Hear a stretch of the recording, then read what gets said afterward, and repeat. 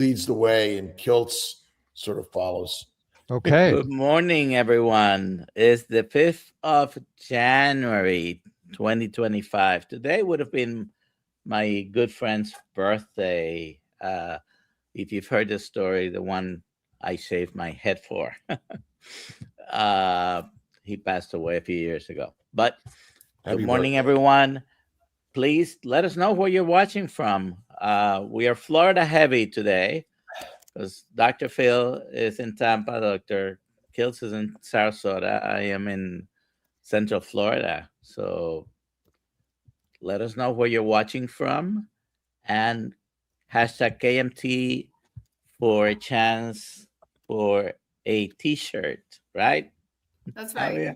I don't know if you had something else, but I just put it there. Okay. Just as you said that. I do have two announcements real quick. Go Tampa ahead. meetup. We are 4 weeks away from the Tampa meetup, so everyone needs to get their tickets and come and join us for a day of education, fun, and food. Where do we get our tickets? We get it at kiltzhealth.com, or you can get it inside the KMT, or you can get it in the link that I posted into the chat.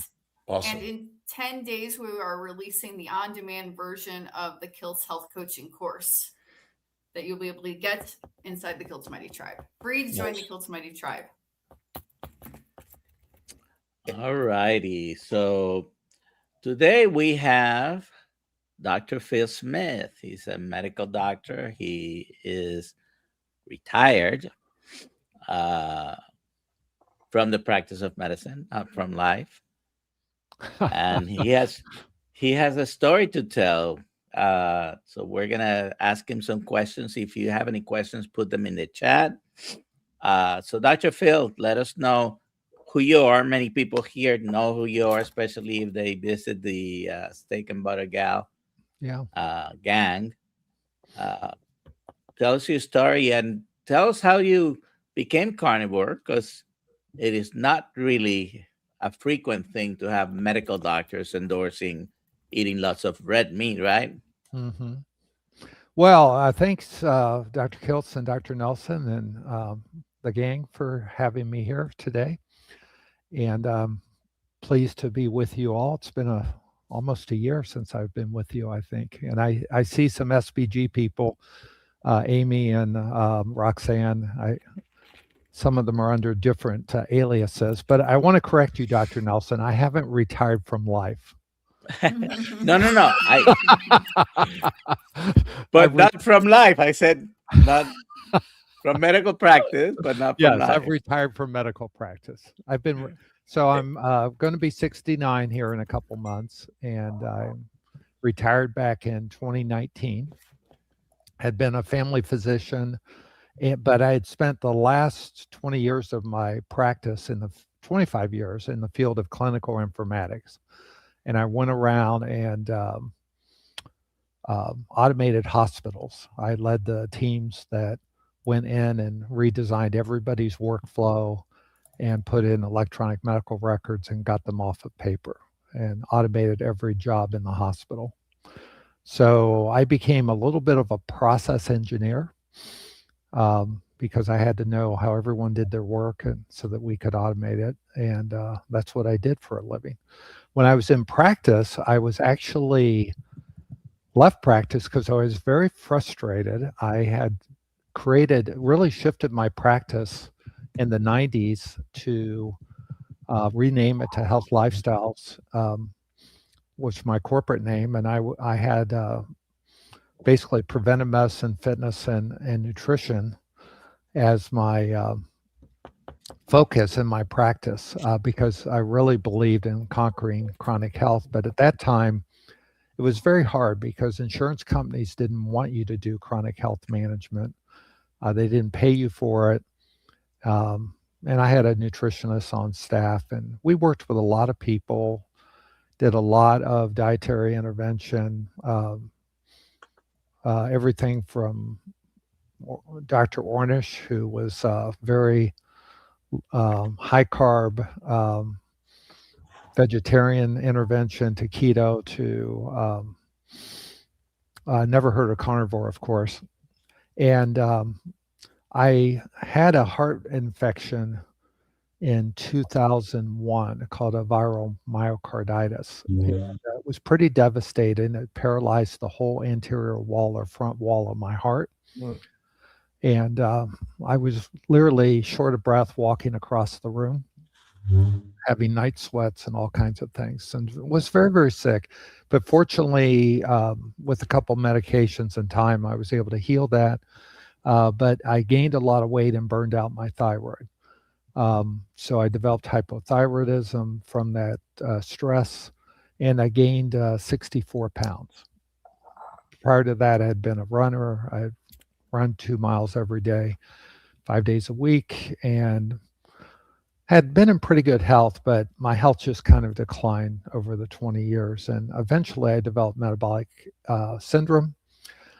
And in 2023, decided I need to do something. So I went keto, but I was kind of getting up to date on keto, watching YouTube videos, and I was very discouraged because I felt like the keto community was more focused on dessert hacks than health.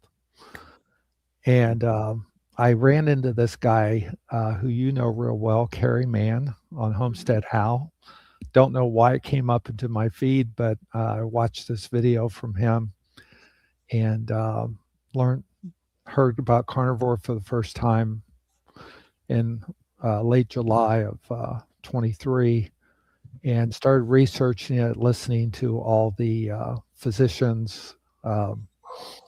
Ran into first Dr. Berry, then Dr. Chafee, then Dr. Kiltz, Dr. Ovadia, eventually Dr. Baker, and everything they said made sense to me. So on August 3rd of 2023, I became carnivore and joined SBG after 90 days because I felt like I needed a community.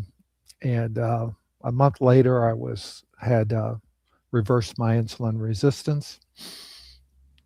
And my blood pressure had normalized, my weight was down, my waist circumference was down 4 inches, and I felt pretty darn good. So I've stuck around to contribute. I don't see myself as a carnivore doctor like Dr. Kiltz. I see myself as a doctor who does carnivore. And I have a master's in physiology that I got during med school. I did a joint degree program, MDMS, just for the fun of it, because I was bored. I'm a little hyperactive like Dr. Kiltz is, so overachiever. So I enrolled in full-time graduate studies as my second year of med school and did a master's in 12 months with research, human research. And the rest is history. So now I like to focus on helping people with insulin resistance, since it's something that I've reversed myself and have to manage for the rest of my life. So that's my intro. Very good. And it's interesting that you became carnivore when you first heard about it from someone who is not a medical doctor. And it so happens the story is very similar with me. And I just went carnivore about 5 weeks before you. So doesn't have to be a doctor. It did make sense when I started looking into it. What do you think, Dr. Kiltz? And I think that's why it's so important for people to share their stories, because you never know when you're going to influence someone that wouldn't have been influenced any other way. And I guess there's an old saying that when the student is ready, the teacher appears. And I think that's absolutely true, that and I encourage people to tell their stories and not to be too shy about it, because you just don't know who you're going to help. Yeah, Phil, this is really amazing. And, you know, so many of us, we suffered as doctors, like all other human beings, and the standard approach that we were all working in just wasn't working. And, you know, it's interesting that these communities that have been developed in order to take us from our standard in the box thinking to a storytelling that isn't a prospective, randomized, double-blind, placebo-controlled study.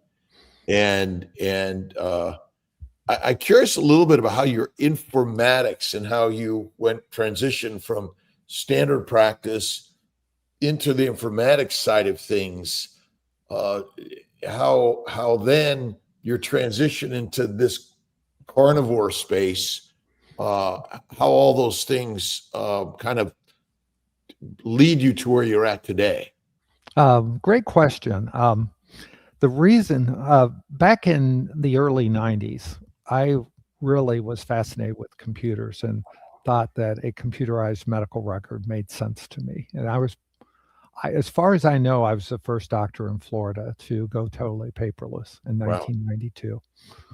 And I would literally have patients would leave my office with printed prescriptions that were on a half page of paper, perforated, and 1/3 was a prescription typed up, printed by the computer, signed by me, and then the other 2/3 was list of potential side effects.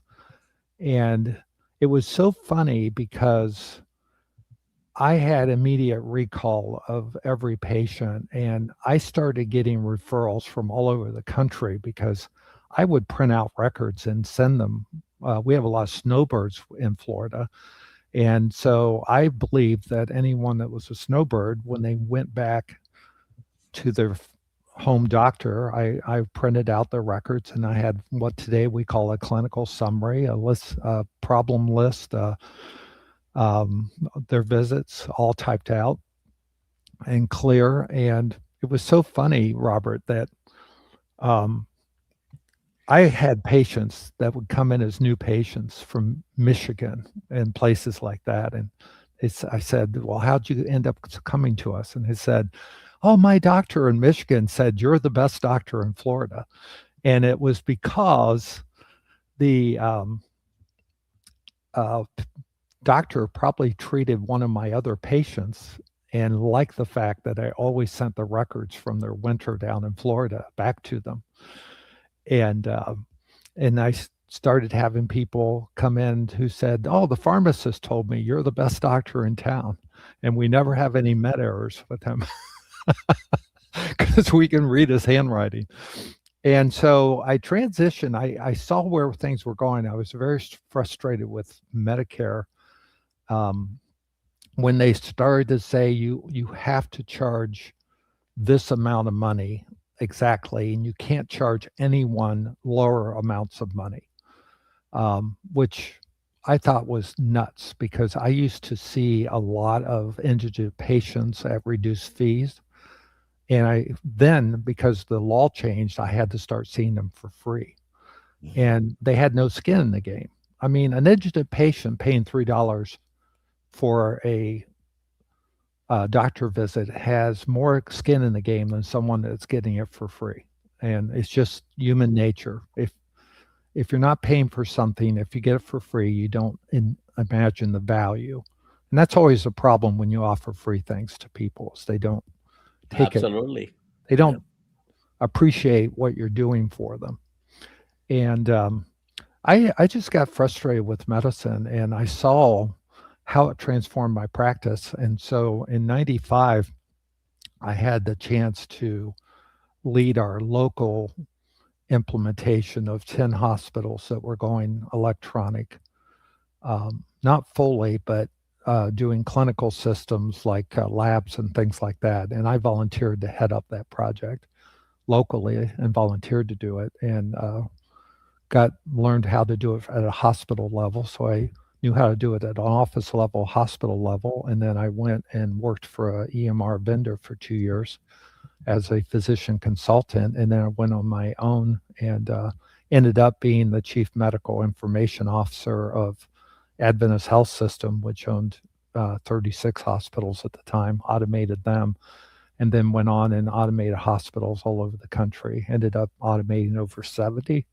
My last was Moffitt Cancer Center, which was very, very hard because it's very complicated, but I got it done in the early 2010s. tens, and then went back to my consulting until I retired. So I saw the connection of how do you help the largest number of people get the most benefit, the best chance in life.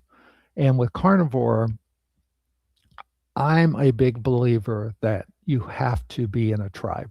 You have to be around other people, because the world will drag you down if you just hang around and listen to the average person who has poor metabolic health, and they never criticize you if you're eating a bag of chips or Pizza. pizza or anything. But they think they need to criticize you if you're eating healthy for your health. And it's the craziest thing. And I just believe we have to be out there and be strong-willed and be an example and help others to get their health, because your health is the most important thing you can do. You mentioned problem lists. Yeah. In your medical records, and I'm wondering how would we change now we're in the carnivore world, how would we change that problem list? Before it was hypertension, metabolic syndrome, diabetes, cancers, pain. Do you think we could change that problem list around maybe? Because we're not labeling the cause, are we? We're Right. sort of like what you're complaining about, and like you're just a complainer. It's kind of and I wrote down problem list, solution list. But what are your thoughts on sort of how we would reframe the problem list? Well, I think that, for instance, let's take insulin resistance, which is kind of one of my favorite topics to talk about. Insulin resistance is at the center of so many things, and inflammation is at the center of so many things, and they feed into each other.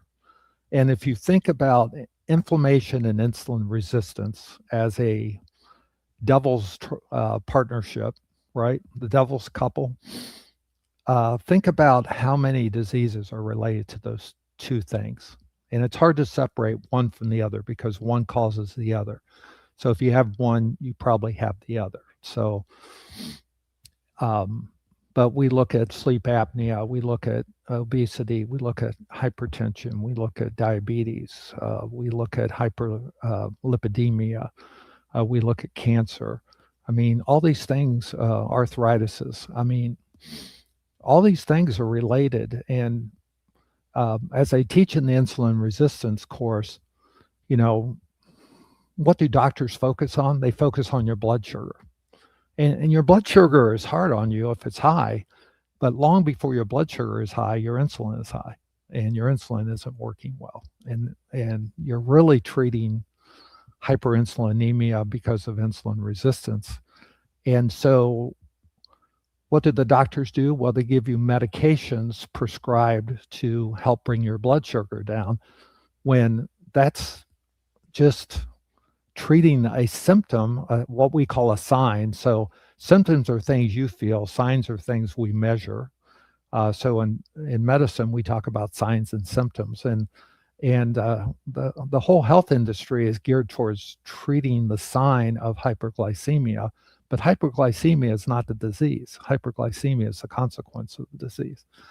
And I think we focus too much on the diagnosis, and I've heard you say many times, autoimmune diseases. Autoimmune diseases, we get caught up in the labels of Sjogren's syndrome or Raynaud's phenomenon or rheumatoid arthritis, when we really need to talk about it being a complex triad, and you're somewhere on the spectrum based on how your particular body and your genetics express that inflammation in your body.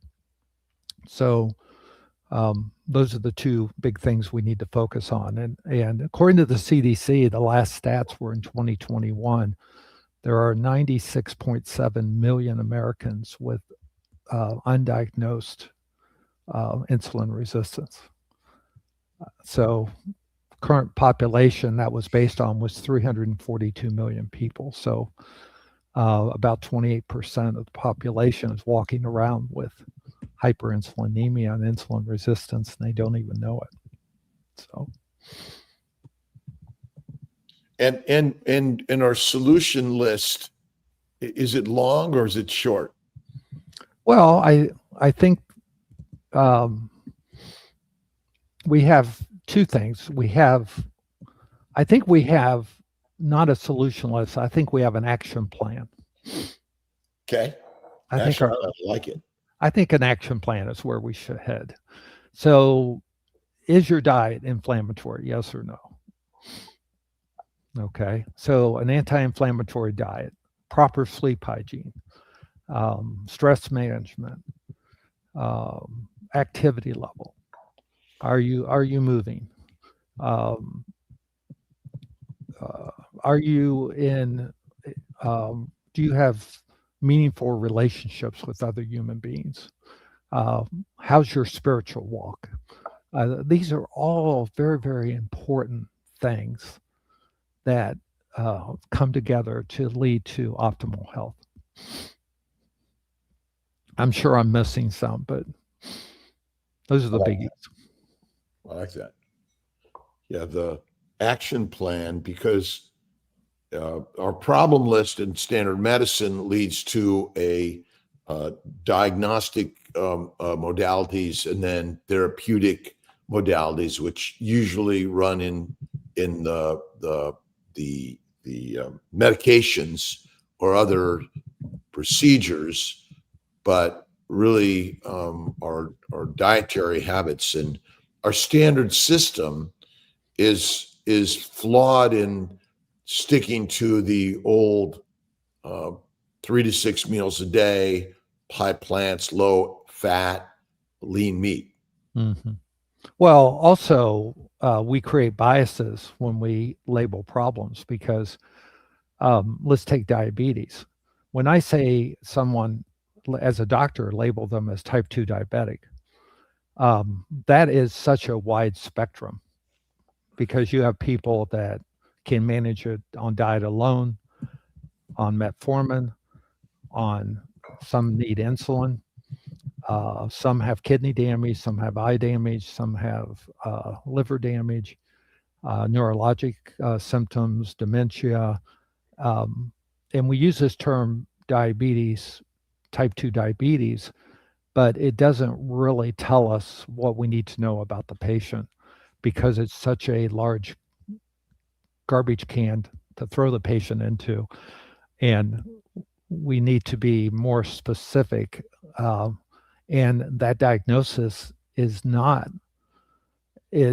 helping us to do some population thinking, but it doesn't help us at the individual level to know what the individual needs to reverse their disease and get healthy again. And we've moved too far from individualized medical care to population-based management. And doctors have checklists and things that they have to do to fulfill their reward system that they're on. They're incentivized to put people on statins if their LDL cholesterol is high, even when that is not what they need. And it's just the incentives in healthcare are just not aligned appropriately as I would do it if I was designing a new health system. How are we doing on there with some questions? We got some Alia? great questions here. Got a bunch. Yahweh fan, how do you get enough magnesium in your diet? I love magnesium because it is something that's important to me because here I was with someone who had damage to my heart. And when I took, and I had metabolic syndrome, which caused some microvascular disease, which we call small vessel disease, to both my heart and my brain. And I, after taking my 2-dose Pfizer vaccine, because I'm a good Floridian and I have a now 96-year-old dad that I see regularly. I did take the COVID vaccine. I took the Pfizer 2-shot, and after the second dose, 2 weeks later, I started having atrial fibrillation, Wow. paroxysmal atrial fibrillation, which means I only have it once in a while. And magnesium is a very important electrolyte for anyone that has congestive heart failure or atrial fibrillation. And so it's not very well absorbed, but certain people, a small subset of us, need more magnesium just to stabilize things. So for me, I live in Tampa. We have this neat place called Tampa Floats. And I go in once a month and I float in a tank of magnesium sulfate for an hour. Wow. And that equilibrates all the magnesium I need for the month through my skin. And believe it or not, if I do it more frequent than every 4 weeks, I actually get leg cramps from too much magnesium. So I have found that I can actually normalize my magnesium that way, and I've not had an atrial fib episode since August of 24. So I've gone a year and a half with no more atrial fib, which I'm very, very pleased with. So that's worked for me. I don't think the average person needs to take magnesium, but the nice thing about magnesium, we have so many ways to get it. If you're having sleep issues, magnesium glycinate is the best absorbed of the magnesiums. If you're on a diuretic, you should probably be taking, so that would be drugs like Lasix, furosemide, things. If you have congestive heart failure, if you have asthma, those are all things that improve with some magnesium supplementation. If you have constipation, magnesium citrate is the best form to take because it helps. It doesn't get absorbed very well, and it helps with chronic constipation. So I don't recommend everyone supplement with magnesium, but if you're in one of those classes of people that need it, I certainly encourage you to take it and take the one that's going to give you the most benefit because we have so many choices. What about this? I got it at Sprouts. It's magnesium roll-on oil. What do you think of this stuff? Well, as I said, magnesium does get absorbed through the skin. Oh, So okay. it's all about, cost benefit ratio. What do you do and what do you need? And I lay in a tank of 1,100 pounds of mag sulfate once a month, and that equilibrates me. So I think it would take a lot of roll-on to get that exposure.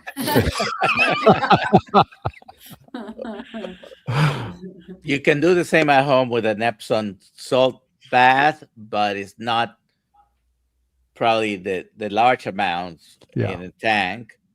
And the most efficient way to do it is you can actually get magnesium salts on Amazon, which are a lot of magnesium chloride, which is actually absorbed even better. So if you're using lower volume like you would do at home, you can buy those, and they come in a big blue bag about this big, and you use half a bag in the bath.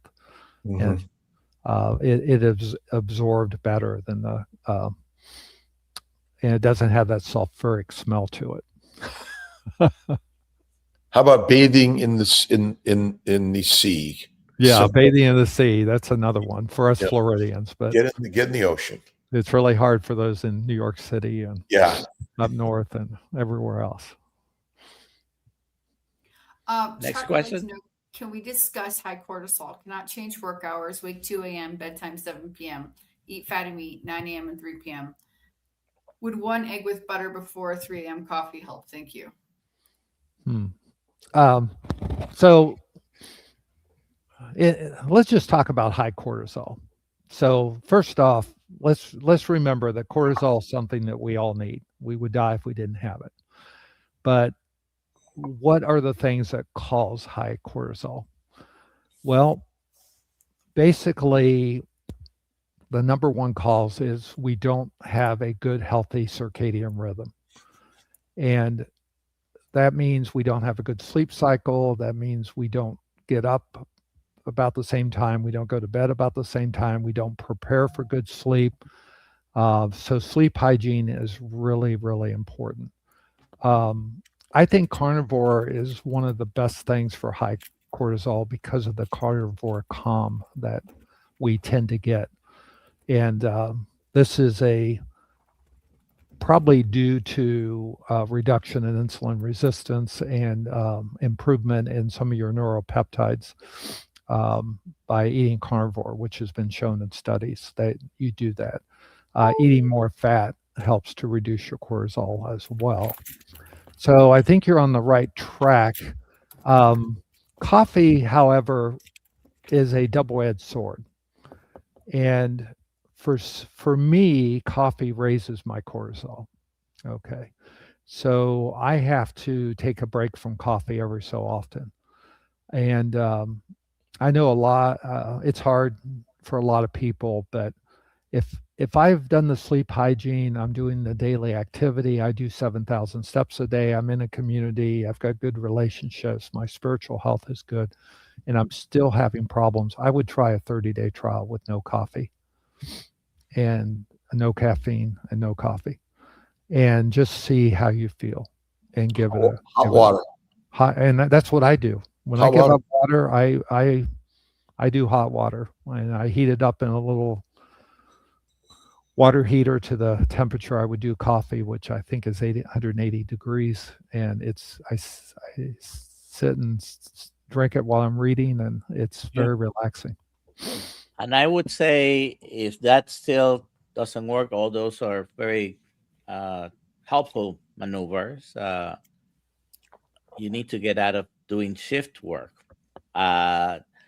It's sad because there are certain things that we need. If you're having a heart attack in the middle of the night, you would like to go to an emergency room that's open and staffed with people who are working there awake every night, right?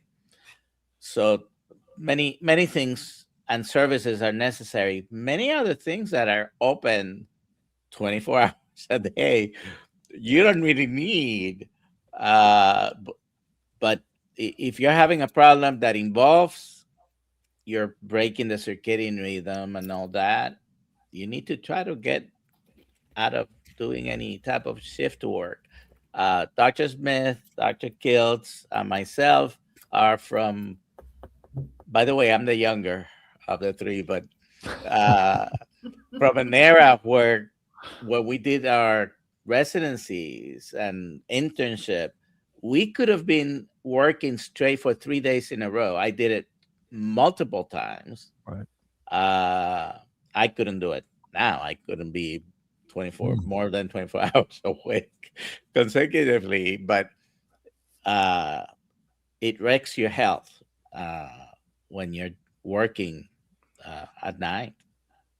Yeah, the longest I went was 4 days with no sleep and working, at the hospital, taking care of patients for 4 days, not sitting around doing nothing for 4 days. Yeah. But it was pretty crazy. But we learned a lot, and but we had a mental bias that was not healthy, because we had to learn to compartmentalize and turn our lives off while we were practicing medicine.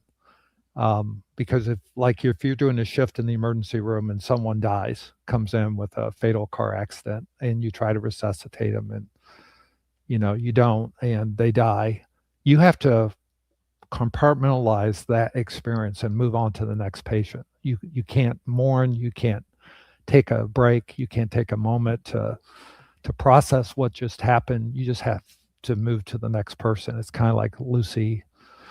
I love Lucy and the chocolate coming down the conveyor belt. It's just a continuous thing, and it's not mentally healthy when we do what we did. But we have to work on that.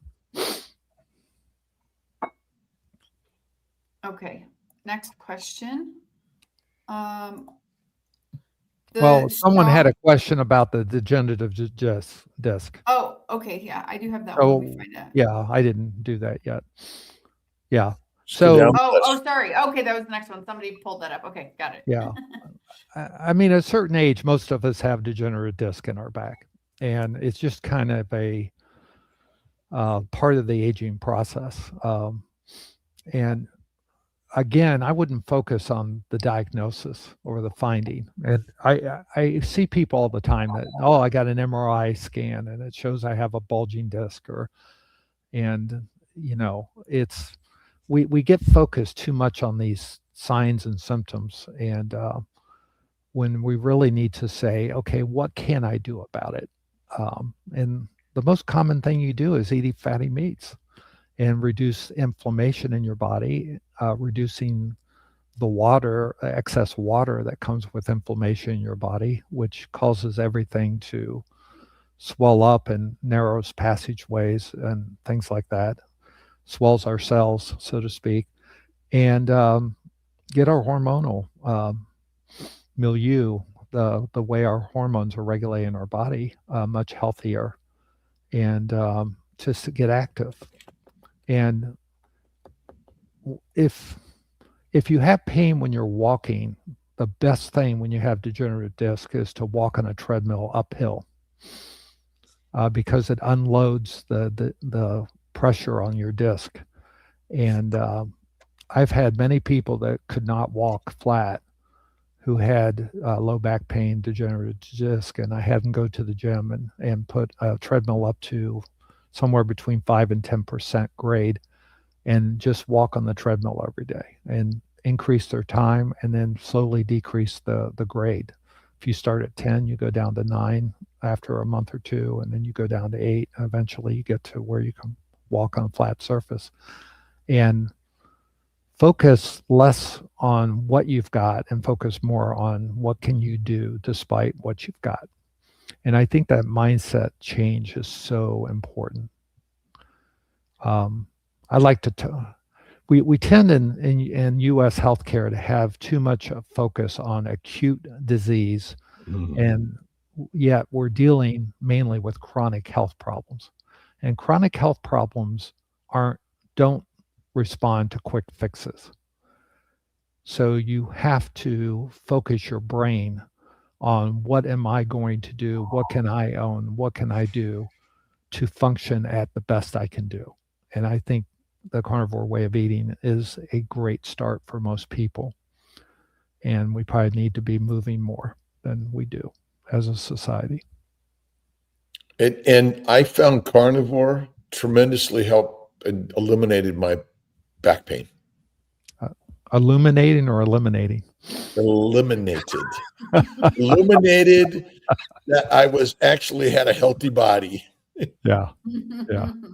Yeah. I look at, I have people come in and when I was in practice and they would say, oh, I've got bone spurs and blah, blah, blah. Well, yes, that's kind of the hallmark on x-ray. And if you looked at my x-ray of my neck, I played football in high school. And when I was in my 20s, I had the neck of a 90-year-old, but it doesn't cause me problems. Now, I can aggravate it if I do something really nuts, but I know the things that aggravate it, so I don't do those. And I've lived my whole life with it, and I don't regret playing football in high school. It was fun. Okay. Asking for a friend. I always love these questions. Not me. Vapes, is there perhaps an insulin response with sweet fruit flavor vapes causing weight gain in individuals or keep the carb cravings alive? Yeah. Well, first off, I have to condemn vaping. Putting oils into your lungs is never a good idea. Because remember, if you know anything about lipids, the reason we have lipoproteins is because fat does not belong in our organs. And we don't want to be putting oils into our bronchial tubes and into our alveoli. Yeah. because the body can't do anything with them, and they actually cause inflammation and plugs. So the issue here is not the fruity taste, it's the vaping. And so I'm not going to give the other thing an answer because the vaping is the curse here. But I will add that anytime your body, if you have insulin resistance and your body is exposed to sweet things, artificial sweeteners and things like that, there is a cephalic pancreatic response that our body has, that when we perceive sweetness, like Pavlov's dogs, we can actually secrete and degranulate some insulin things and add some insulin to our bloodstream as a result of our brain perceiving that we're taking in something sweet. So, but let's focus on the vape as the issue. The vaping is the issue, not the fruitiness. Yeah, cigarettes were soaked in sugar, and vaping, they just add sweetener to the same thing to make us more addicted to it. Absolutely. Yeah.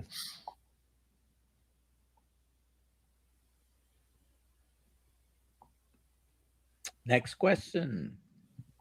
It's a That's more of comment. a comment. I was muted.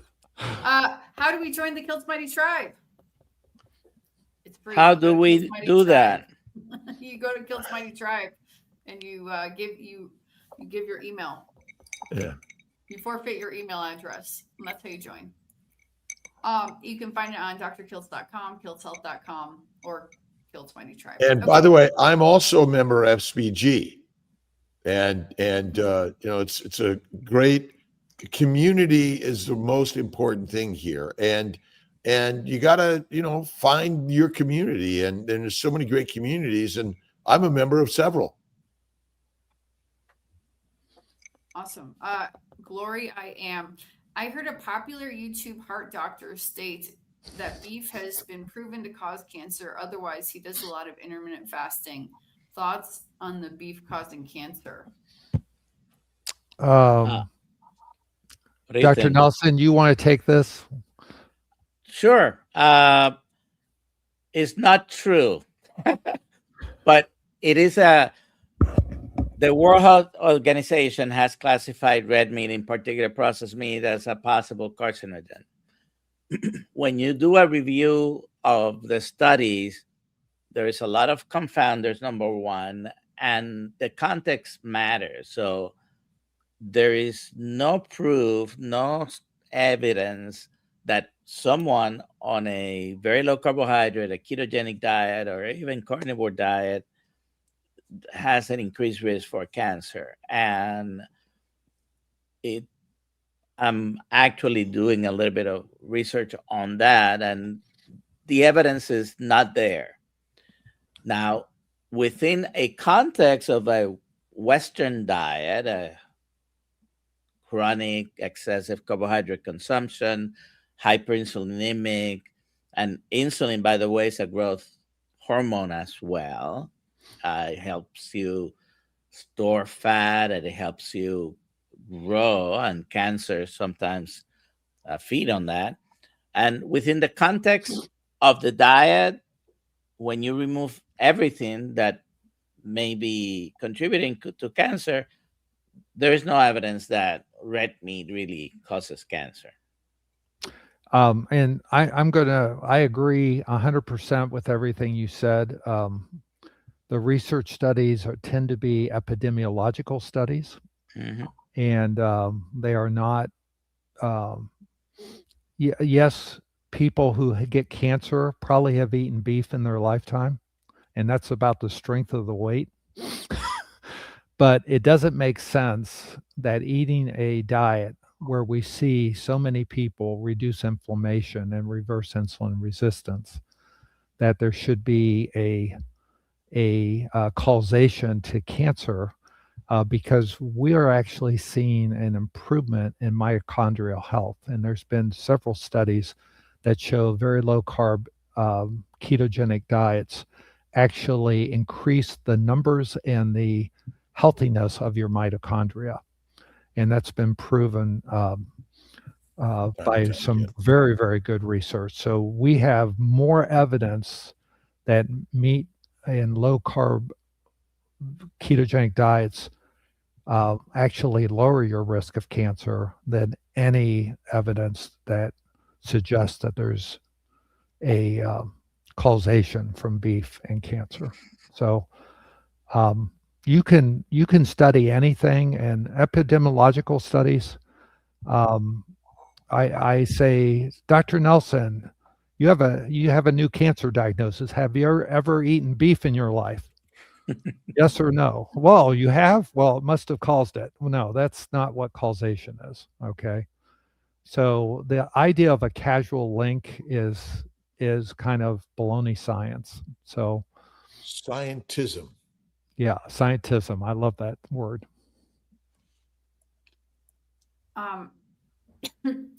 Is there any major hair health related side effects to this kind of diet? Under eating. If you don't get enough nutrition, if you're under eating, many people lose hair. And if you're losing hair on a carnivore diet, it's because you're undernourished. Not enough fat. Yep. Lean meat. Poison. So eat more.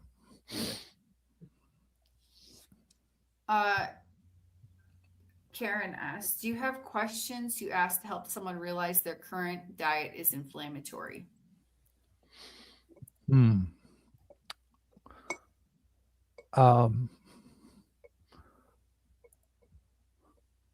don't know. Either you guys have an immediate answer to this. This is stumping me for a minute. I usually ask people what they eat. They usually say organic, healthy, and clean. And I'm without like, defining each one of those terms. Right. But then I just simply ask, do you eat fruits, vegetables, seeds, nuts, pizza, pasta, bread, salad, turkey, fish, chicken? And usually it's a yes for all those things. And that's, but it's the question is all over the place. The answer is. Yeah, I think this is why you never really convince someone against their will.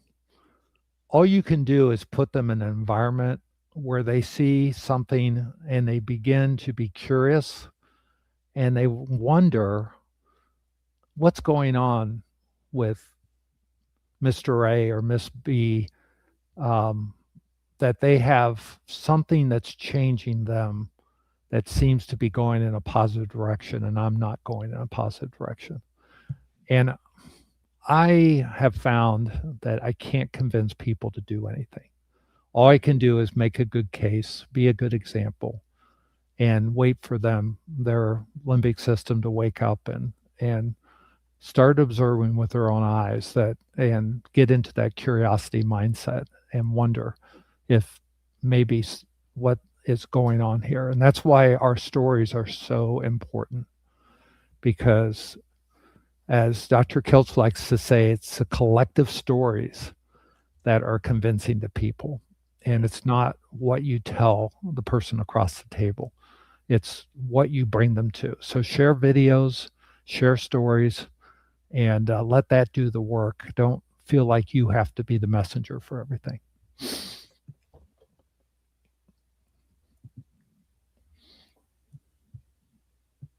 Let's see. Let's go right down the list. Yep. So Dr. Kiltz, Mike said he wants to actually answer from each doctor. Doctors, what's your opinion on tirzepatide for a carnivore to speed things up? Who wants to go first? Weights, walking, wagyu, 1 meal a day. And visualize what you want as if it is, and it'll be there. Do we ever use it? Yeah, but mostly in the non-carnivore world. But some carnivores do it, but I wouldn't be like my top choices. So I'm going to answer it as a physiologist. I believe in getting your hormonal axis healthy to rebalance your hormones. And if you take hormone replacements, they're really outside of Synthroid, which is levothyroxine, which is actually the same T4 as your body produces, and is Dr. Kiltz and I and Dr. Nelson, we took organic chemistry and we learned about L isomers. And the only medication I can think of other than are the biologic hormones, the biologic estrogen, the biologic Synthroid, and all these GLP-1 drugs are analogs, what we call hormone analogs. And so they don't perfectly match your receptors. They are effective, but they actually suppress your body's production of those hormones. And so every hormone in your body works through what we call a negative feedback loop. And if you take something externally, it will prevent your body from trying to ramp up creating it for themselves. So I don't believe that these things speed up your carnivore journey. I think they actually inhibit your carnivore journey. Now, will they cause you to lose weight? Absolutely. But at a price. And I believe the healthiest person is the one who has their optimal hormonal health and not pharmaceutical health. That's just my bias. And mindset, I think, is really important here. And like surgical procedures and most diets that they don't really fix all those things that Dr. Phil just mentioned, most people rebound are going to gain the weight back anyway. Well, and the important thing is losing muscle mass, skeletal muscle mass. And these have a tendency to rob your skeletal muscles of proteins, which is probably, if you're our age, you would not want to lose any skeletal muscle mass inadvertently. Go ahead, Dr. Nelson. I'm sorry. No, I was just going to mention some people. I mean, I don't know in what context they are asking the question.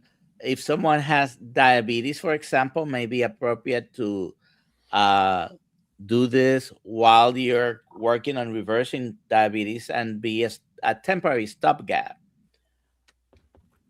Someone comes to me requesting a GLP-1 just for weight loss, we're going to have a long discussion about that, because that's what they're being used mostly for nowadays. Probably the wrong thing to focus. Dr. Kiltz just gave you a good plan as far as a carnivore plan to lose weight. Not, by the way, not everybody. There are people who are weight loss resistant with the GLP-1s. They don't lose weight. I spent over a year and a half, a few years ago, on a GLP-1. Didn't shed a pound until I changed my diet. And then I lost over 100 pounds. And I was on a high dose of a GLP-1, not tirzepatide.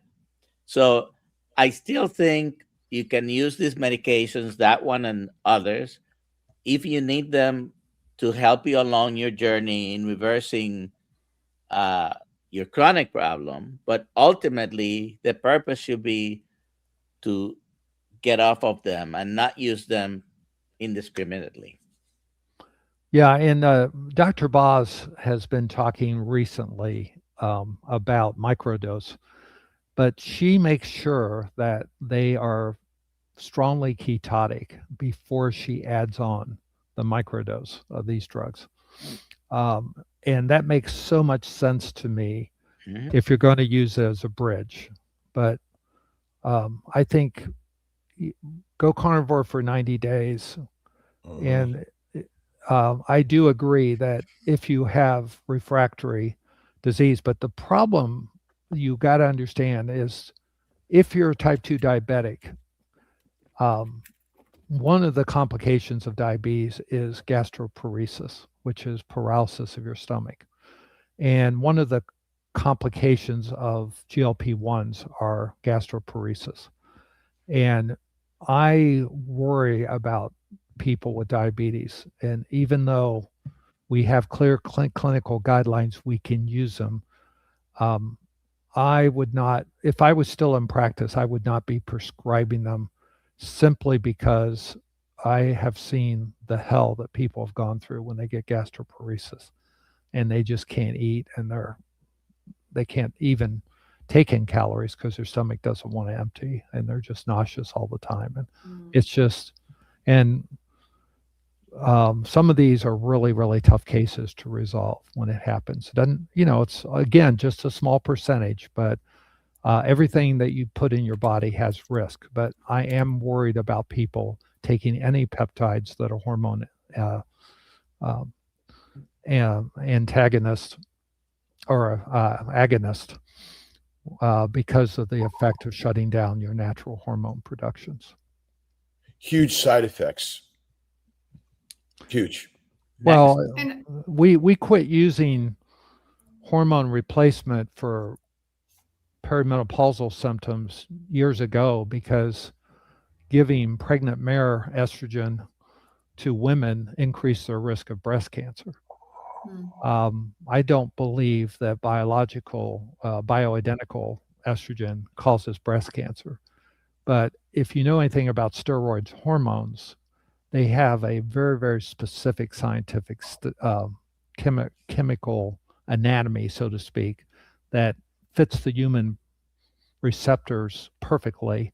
And when you take analogs, which are similar but not identical hormones, you don't know what that non-fit is going to lead to, because some cells will be affected by that hormone, fake hormone, and some will be affected in a different way that you don't intend. And I think we did a great disservice for women for 30 years with using hormone analogs. And I think we're going to find in 10 or 20 years that the GLPs ones probably have not been a good experiment. Just like we realize today that statins were not a good experiment for most people. all right. Next question. Nico the Angelfish. Does not eating enough meat have any relation to the increase in autism in the past few years? Don't know.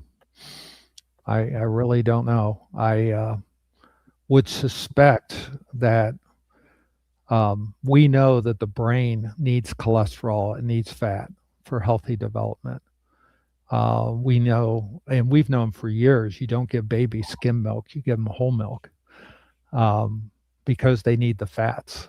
And I do get concerned, and there have been some major studies looking at high fat, very low carbohydrate ketogenic diets that show that brain development is better and depression and anxiety reverse. And I think in the carnivore community, we've seen anecdotal improvement in people with all kinds of neurologic disorders that we thought were permanent that are reversing with carnivore. Yeah. So Dr. Boz on her broadcast last week told the story about a 40-year-old who was a trisomy 21 who had developed dementia, and her dementia, and she became mute. And after months on being carnivore, she started talking again and making the longest sentences she had ever made in her life, using 3 words or more together, which she had not done in 40 years. And if you can take a 40-year-old and reverse dementia and improve their language, and someone that has a genetic disorder like that, I'd be very encouraged that it would help autism. We certainly know that inflammatory diets do not help our brain. Low-fat diet is the worst thing we've ever recommended. And when we say fat, we talk animal fat, because plant and seed oils are not natural food products. They're strictly industrial, all of them, even olive oil and coconut oil and avocado oil. And you think about cholesterol, is, 70% of our cell membranes, a big component of our myelin, which is a core component of our neurologic central nervous system. And you don't get cholesterol from plant sources. You only get it from animal sources. So what? Yeah. A plant protein, low fat diet is our killer. It's really good. Yeah, I have a book on my shelf in the back, Why Vegans Have Smaller Brains. Yeah, that's a good book. Really good book. Kathleen Jones, how do I make an appointment with Dr. Nelson in Tampa? Well, Dr. Phil's in Tampa. I don't know if they meant Dr. Phil, but coaching. We do have, I think, in our description, the link to book a consult. And someone had asked if Dr. Phil is still seeing patients. I think that's the same person. It's the same person. Are you doing coaching online, Dr. Phil? No, I don't do any coaching. I am doing the insulin resistance course, which is group interaction, but it's actually a pre-recorded course for 17 weeks. And then we have a live session 1 day a week with that to reinforce. But I don't do individual coaching, and I don't see patients anymore. Which course is that, with Dr. Bickman? No, this is something we do within SBG now. Oh, okay. But anyone can join it. And these courses and these communities, I think, are the most important thing to really dig deep and learn and become an expert, a citizen expert. We're really the science is in the hands of all of us, not the doctors, the PhDs anymore. So we're at an hour, but we've got like 17 more questions. Should we do a We're not speed going round? to get to them. No, I gotta go because I get to the office today. Okay, everyone, come to our 5:30 call and get your questions answered. 5:30 Eastern, Kiltz Mighty Tribe, and get the rest of these questions answered. Here, we got to do the giveaway. So 5:30 today, we'll be there. Yeah, 5:30 today. Bring these same questions, and you will get them answered. I think you should say 5:30 p.m. since the hours you keep. Yeah. Oh yeah, it's 5:30 p.m. Eastern time. Yeah. We have been known to do 5 a.m. I know you have. Eastern time. It's 5 a.m. somewhere. It is 5 a.m. somewhere. So. Kathleen Jones, congratulations. Please email me, alia@drkiltz.com, with your address and shirt size, and we will get your shirt sent to you. Thanks for playing. Dr. Phil, thank you for being here. Thanks for having me. Yeah. And I know you're usually in the steak and butter gal community, so you're welcome to go and visit us as well. Okay, sounds good. I always enjoy when Dr. Kiltz comes and visits us, which he does monthly. He'll be there on the 14th. There you go. All right, everybody. Very good. Thank you so much. See you Bye. tomorrow tonight. God bless. Bye.